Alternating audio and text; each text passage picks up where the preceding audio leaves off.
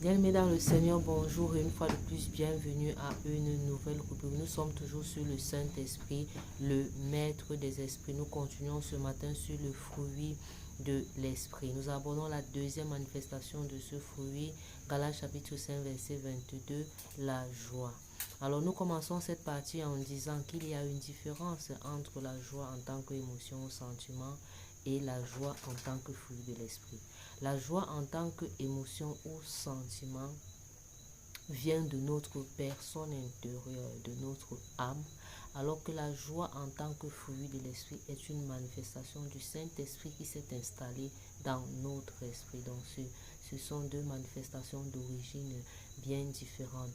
La joie en tant qu'émotion est une manifestation qui vient de notre âme et qui est fonction des facteurs extérieurs qui sont précisément des événements positifs de notre vie, des bonnes nouvelles, lorsque les conditions sont réunies, lorsque nous avons signé un bon contrat, lorsque nous avons fait des grosses ventes et autres. C'est ça la joie, c'est qu'on manifeste au cours de ces événements positifs qui nous arrivent, est appelé la joie en tant qu'émotion. Et cela vient de notre personne intérieure, de notre âme.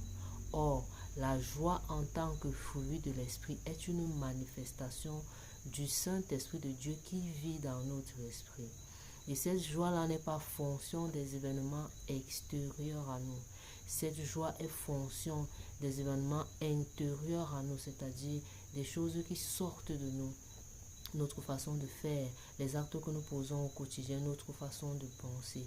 Et cette joie-là, elle va avec notre ligne de conduite chrétienne au quotidien. De ce que lorsque nous sommes dans des dispositions, nous sommes en train de faire la volonté de Dieu. Nous sommes là où il faut, en train de faire ce qu'il faut selon le plan de Dieu.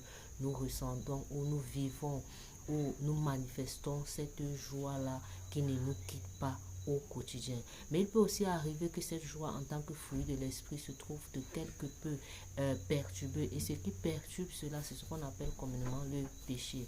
C'est-à-dire, je me retrouve dans une position où je ne devrais pas être.